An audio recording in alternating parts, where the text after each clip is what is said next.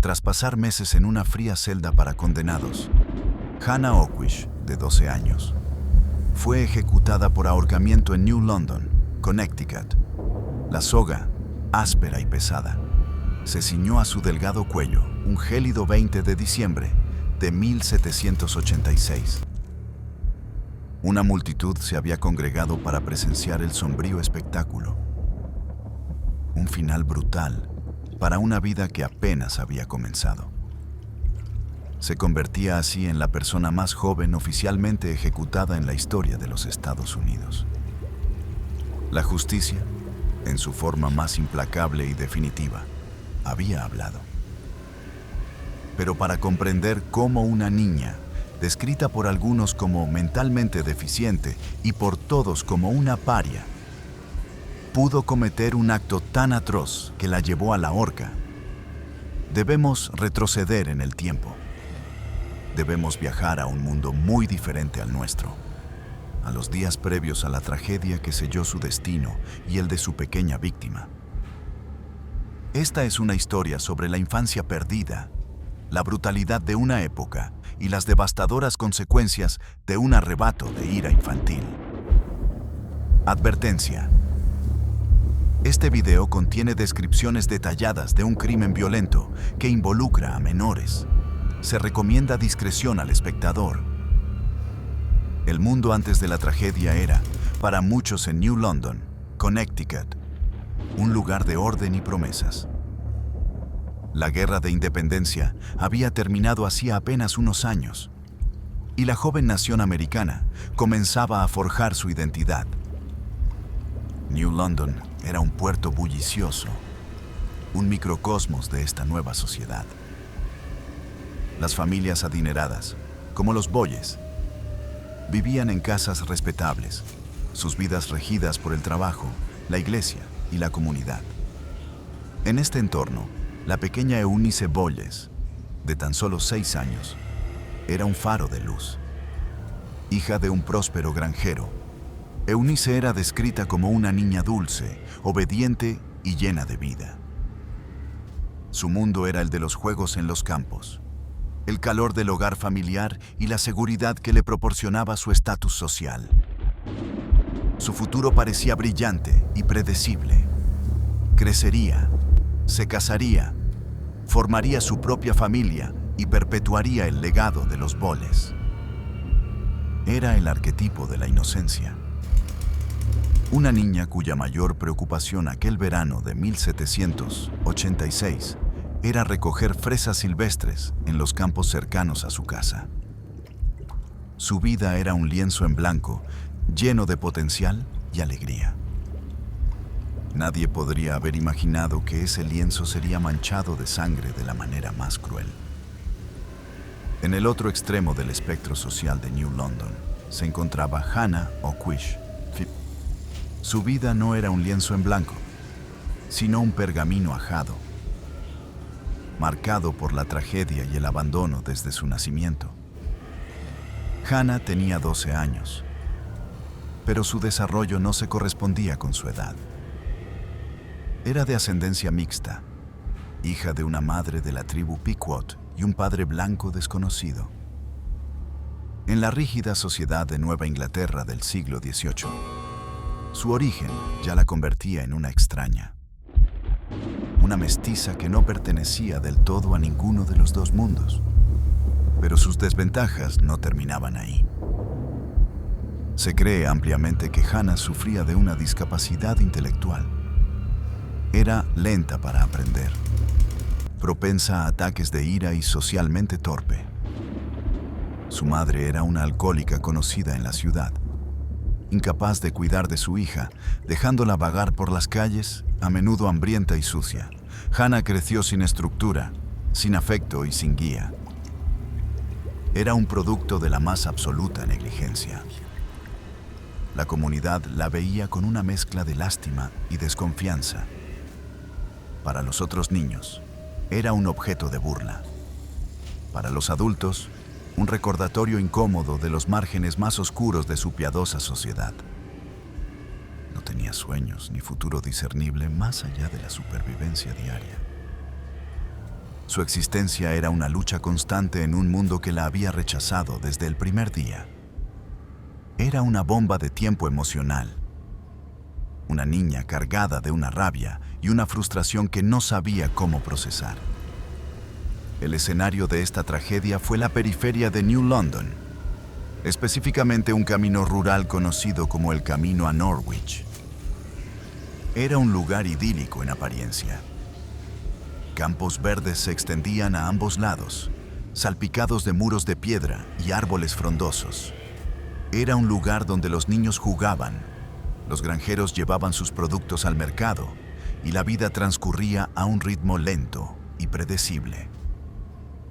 Era el tipo de lugar donde nunca pasaba nada, donde la violencia parecía un concepto lejano, algo que solo se leía en los periódicos de las grandes ciudades. Pero bajo esa superficie de paz pastoral, las tensiones sociales y las tragedias personales bullían en silencio, esperando el momento y el lugar equivocados para colisionar.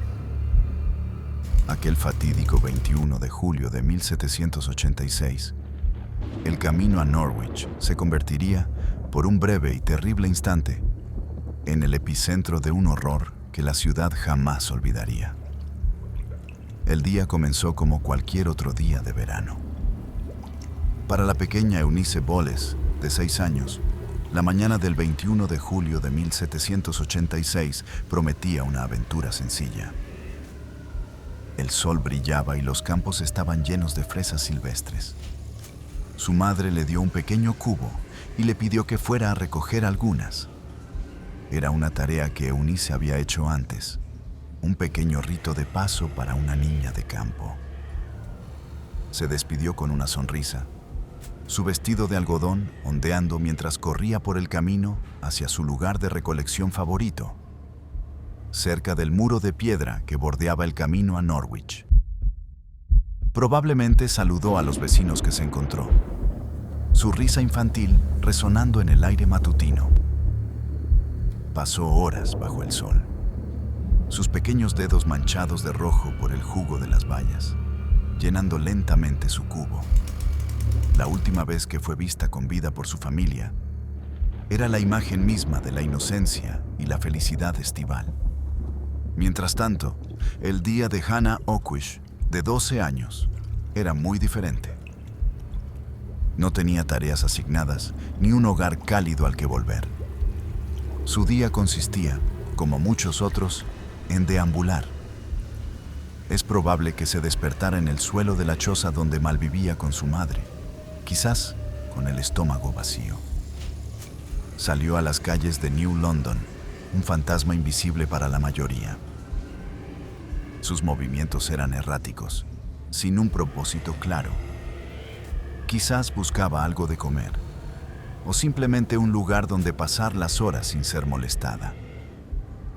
En algún momento de la mañana, sus pasos la llevaron por el mismo camino a Norwich. Vio a otros niños jugando, pero ella no era parte de sus juegos. Era una observadora externa, siempre al margen. Horas antes, había tenido un altercado con Eunice. La pequeña la había acusado de robarle algunas fresas de su cosecha anterior. Para un adulto, podría haber sido una disputa trivial, pero para Hannah, una niña rechazada y acusada constantemente, la afrenta caló hondo. La acusación, por insignificante que pareciera, avivó las brasas de su resentimiento. Mientras Eunice recogía fresas felizmente, Hannah la observaba desde la distancia. La humillación de la mañana fermentando en su interior hasta convertirse en una ira sorda y peligrosa. La tensión se acumulaba en silencio, en el corazón de una niña rota, mientras el sol de julio alcanzaba su punto más alto en el cielo. El punto de inflexión ocurrió a primera hora de la tarde. Eunice, con su cubo casi lleno, decidió que era hora de volver a casa. Emprendió el camino de regreso, orgullosa de su botín. Fue entonces cuando sus pasos se cruzaron con los de Hannah. Lo que sucedió a continuación se ha reconstruido a partir de la posterior confesión de Hannah. Un documento escalofriante que revela la anatomía de una tragedia infantil. Hannah se enfrentó a Eunice. La vieja disputa por las fresas resurgió. Según Hannah, Eunice la amenazó, diciéndole que se lo contaría a su madre. Para Hannah, esta simple amenaza infantil fue el detonante final. El miedo a ser castigada, la humillación de ser acusada por una niña más pequeña y rica, la furia acumulada por años de abuso y desprecio. Todo explotó en un instante de violencia irracional.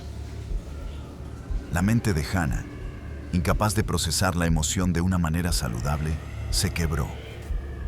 La reconstrucción de los hechos, basada en las pruebas y la confesión, es brutalmente clara.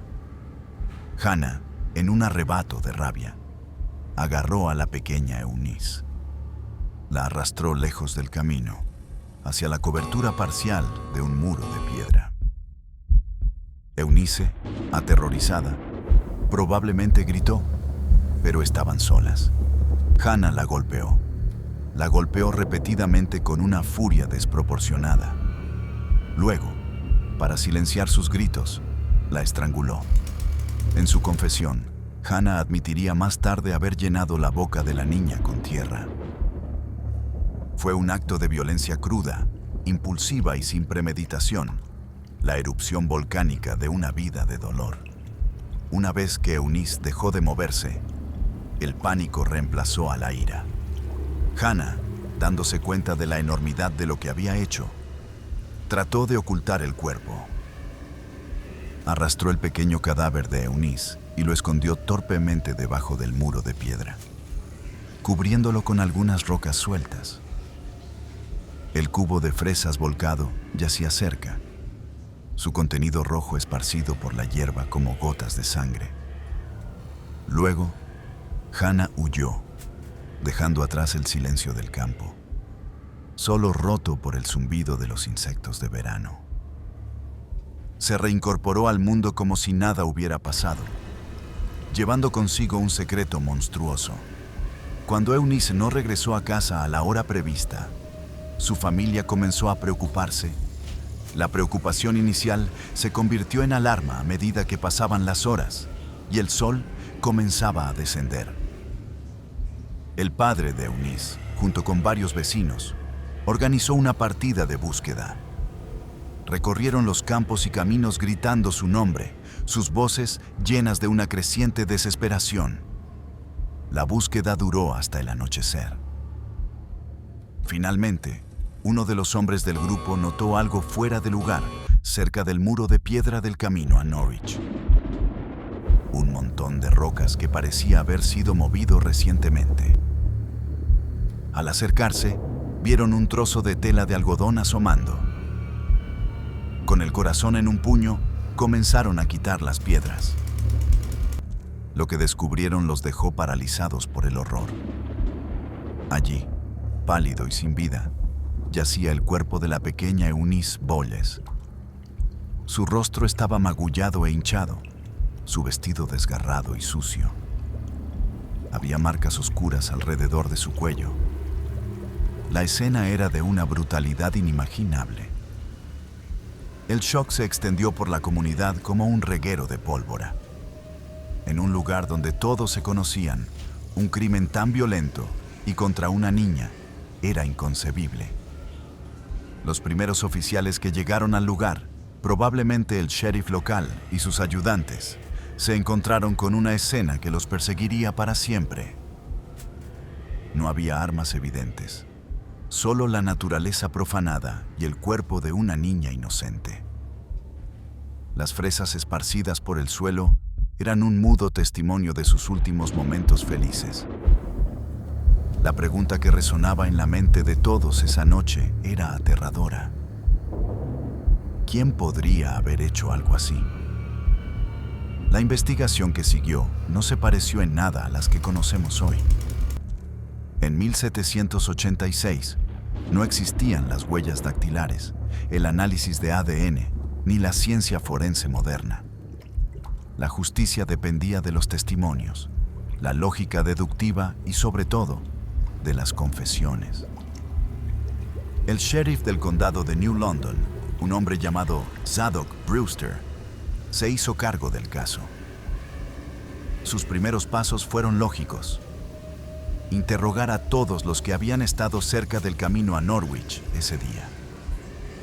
Hablaron con granjeros, viajeros y, crucialmente, con los otros niños que jugaban en la zona. Las historias de los niños a menudo son confusas y contradictorias. Pero un nombre comenzó a surgir repetidamente en las conversaciones: Hannah Oakwish. Varios niños afirmaron haberla visto cerca de la escena del crimen esa tarde, merodeando sola. Las sospechas se centraron rápidamente en Hannah por varias razones. Su reputación la precedía. Era la niña extraña, la paria, la que tenía ataques de ira. En una comunidad pequeña y temerosa, era un chivo expiatorio fácil. Además, algunos niños recordaron la disputa anterior entre Hannah y Eunice por las fresas. Este detalle, que parecía trivial en su momento, ahora se convertía en un posible motivo, el único que los investigadores podían encontrar en un crimen aparentemente sin sentido. La principal prueba en esta etapa era circunstancial.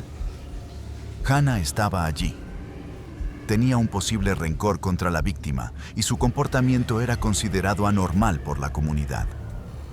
El círculo de sospechosos se redujo a una sola persona en cuestión de horas. No hubo una caza del asesino prolongada.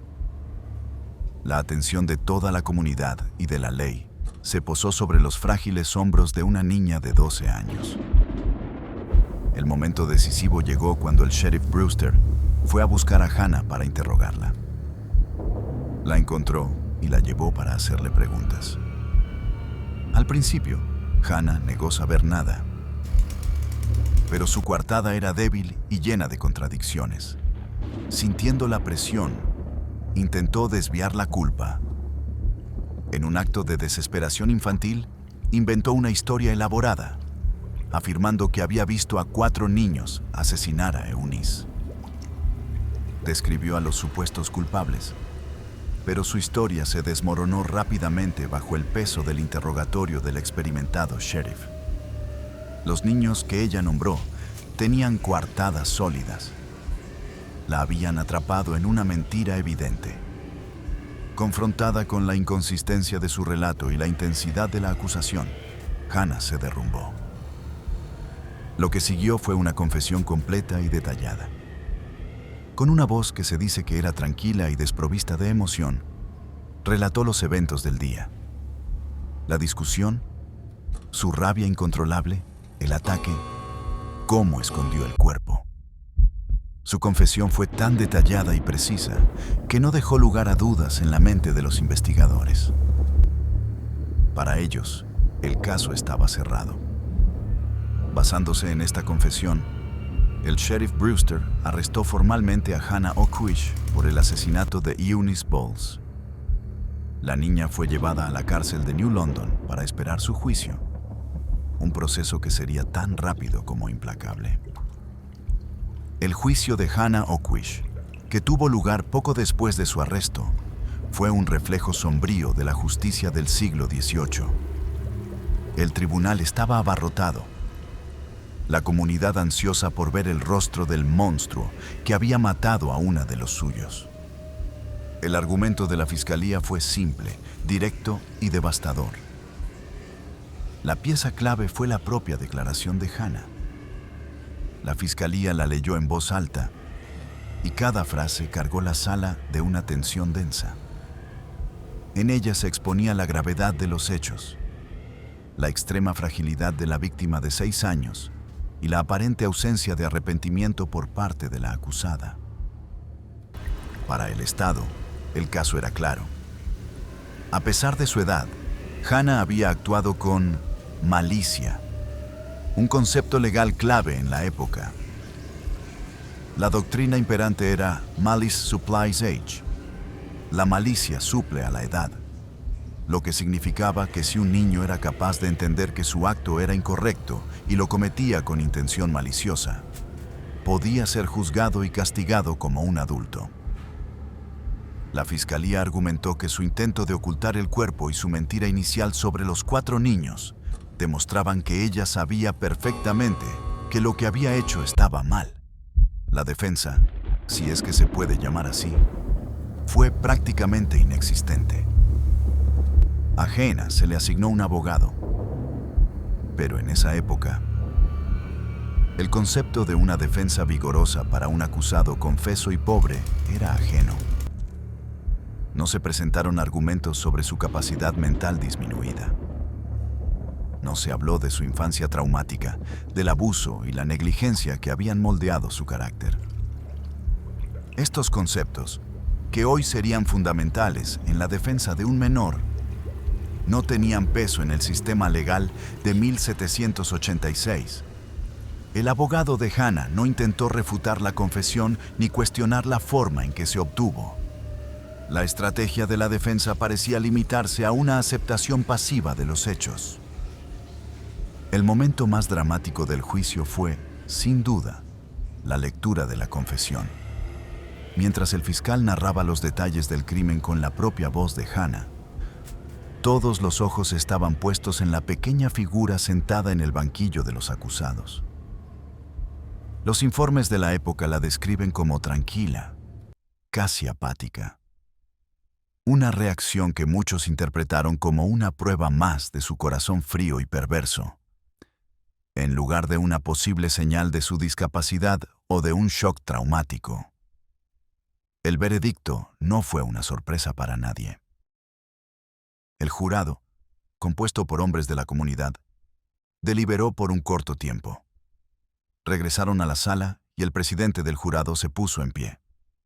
El veredicto fue culpable. El juez, actuando según las leyes de Connecticut, no tenía otra opción. Sentenció a Hannah Oakwish a morir en la horca. La reacción en la sala fue de sombrío alivio. La familia Bowles, devastada por el dolor, sintió que se estaba haciendo justicia por su pequeña Eunice. Hannah, al oír la sentencia, según los testigos, no mostró ninguna reacción visible.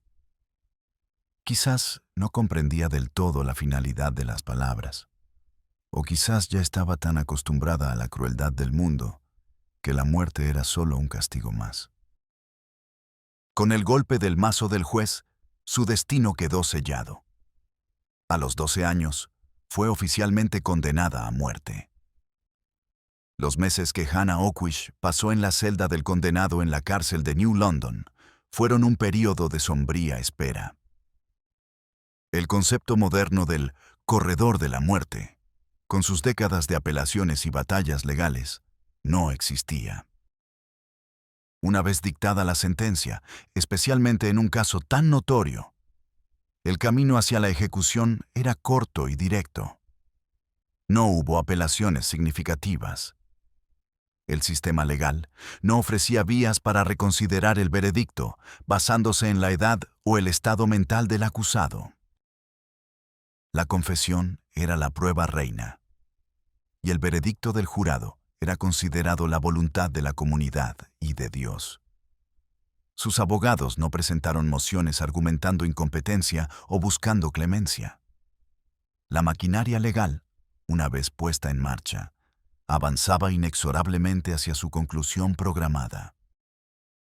Durante su tiempo en prisión, la vida de Hannah se redujo a las 4 paredes de su celda.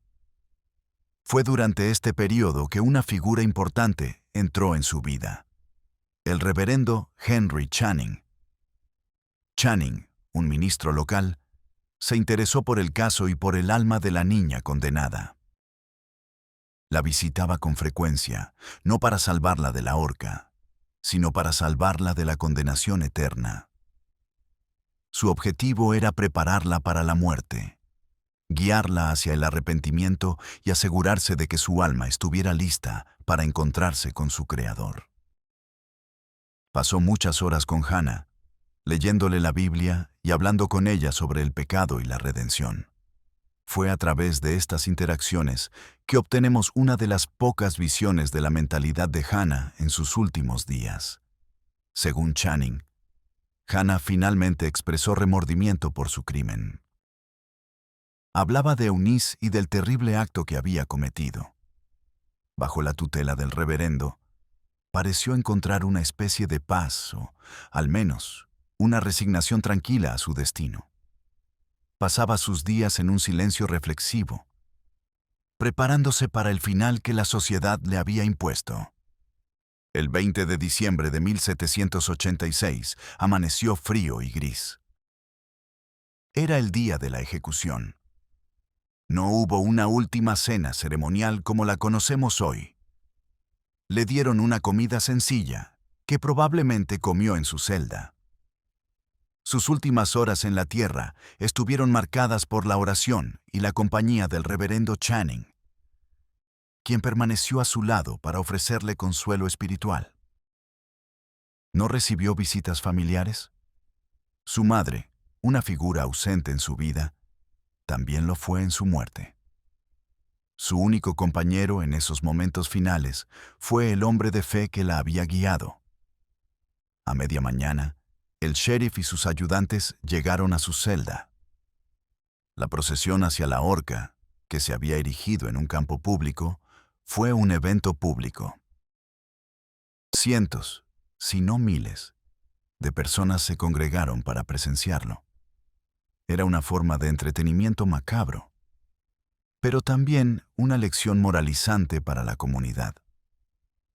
Cuando Hannah subió los escalones del patíbulo, la multitud guardó un silencio expectante. Se le dio la oportunidad de decir unas últimas palabras. Con una voz sorprendentemente firme para una niña que se enfrentaba a la muerte, se dirigió a la multitud. Sus palabras, registradas por los presentes, fueron de arrepentimiento y aceptación. Agradeció al reverendo Channing su amabilidad y advirtió a otros niños que obedecieran a sus padres y evitaran el pecado que la había llevado a ella a ese terrible final. Pido perdón a todas las personas, se dice que dijo.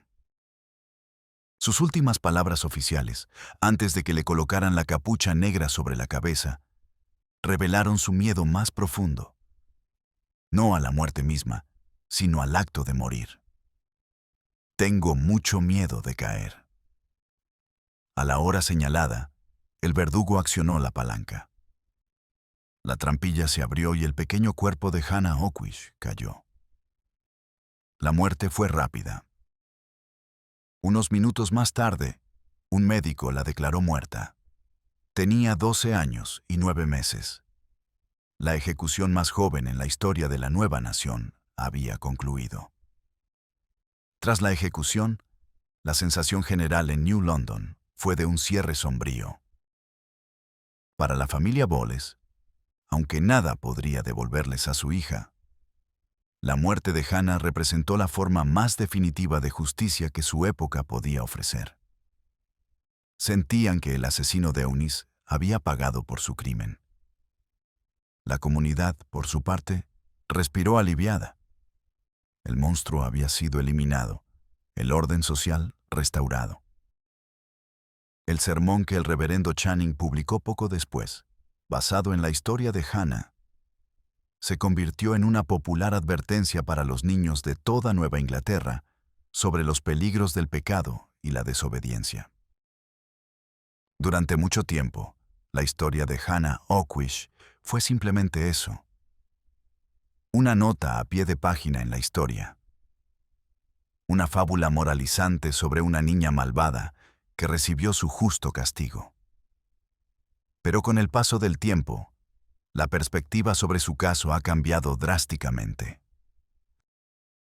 Hoy, la historia de Hannah Oakwish no se ve como un triunfo de la justicia, sino como una profunda tragedia sistémica. ¿Se hizo justicia realmente ese día de diciembre de 1786? ¿O fue la sociedad la que cometió el crimen final, ejecutando a una víctima de sus propias fallas? Hannah era una niña con una probable discapacidad intelectual, producto de un hogar abusivo y negligente. Una paria racial en una sociedad intolerante. El sistema que la juzgó no tuvo en cuenta ninguno de estos factores atenuantes. Fue juzgada y condenada por un acto que, aunque horrible, fue la consecuencia predecible de una vida de trauma que nadie intentó aliviar. Su caso nos obliga a hacer preguntas incómodas sobre la culpabilidad, la responsabilidad y la naturaleza misma de la justicia. Nos muestra cuán lejos hemos llegado en nuestra comprensión de la psicología infantil y la justicia juvenil. Pero también sirve como un escalofriante recordatorio de lo que sucede cuando un sistema legal carece de compasión y no reconoce la humanidad de los más vulnerables.